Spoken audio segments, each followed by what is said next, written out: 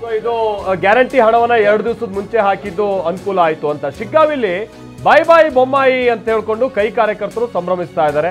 ಯಾಸಿರ್ ಖಾನ್ ಪಠಾಣ್ಗೆ ಮುನ್ನಡೆ ಆಗ್ತಾ ಇರುವಂತಹ ಸಂದರ್ಭ ಇದು. ಇಂಥ ಟೈಮ್ನಲ್ಲೇ ಶಿಗ್ಗಾವಿಯಲ್ಲಿ ಬಾಯ್ ಬಾಯ್ ಬೊಮ್ಮಾಯಿ ಅಂತ ಹೇಳ್ಕೊಂಡು ಕಾಂಗ್ರೆಸ್ ಕಾರ್ಯಕರ್ತರು ಬಹಳ ಖುಷಿಯಲ್ಲೇ ಇದ್ದಾರೆ, ಸಂಭ್ರಮದಲ್ಲಿದ್ದಾರೆ. ಚನ್ನಪಟ್ಟಣದಲ್ಲಿ 13ನೇ ರೌಂಡ್ ಮುಗಿದಿದೆ. 22,548 ಮತಗಳಿಂದ ಯೋಗೇಶ್ವರ್ ಮುನ್ನಡೆಯಲ್ಲಿ ಇದ್ದಾರೆ.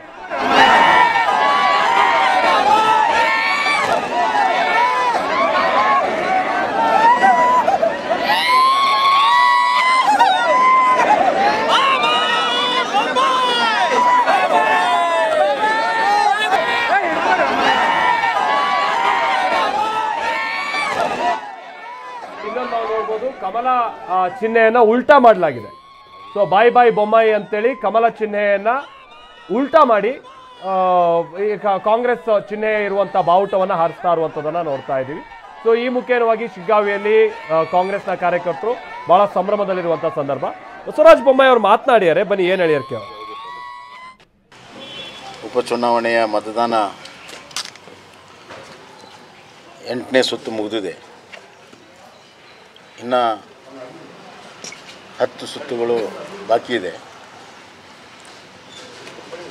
ಕಾಂಗ್ರೆಸ್ ಪಕ್ಷ ಮತ್ತು ಸರ್ಕಾರ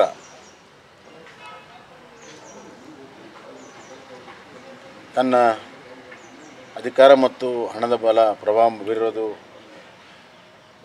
ಈ 9 ಸುತ್ತಲ್ಲಿ ಗೊತ್ತಾಗ್ತಾ ಇದೆ. ತೀವ್ರವಾದ ಪೈಪೋಟಿ ಕೊಡ್ತಾ ಇದ್ದಾರೆ. ಆದರೂ ಕೂಡ ಜನ ನಮ್ಮನ್ನು ಕೈ ಬಿಡಲ್ಲ ಅನ್ನುವಂಥ ಒಂದು ವಿಶ್ವಾಸ ನನಗಿದೆ. ಬರುವ 10 ಸುತ್ತಲ್ಲಿ ವಿಶೇಷವಾಗಿ ಸವಣೂರು ನಂತರ ಭರತ್ ಬೊಮ್ಮಾಯಿ ಅವರು ಮತ್ತೆ ತಮ್ಮ ಲೀಡನ್ನು ಸ್ಥಾಪನೆ ಮಾಡ್ತಾರೆ ಅನ್ನುವಂಥ ವಿಶ್ವಾಸ ನನಗೆ.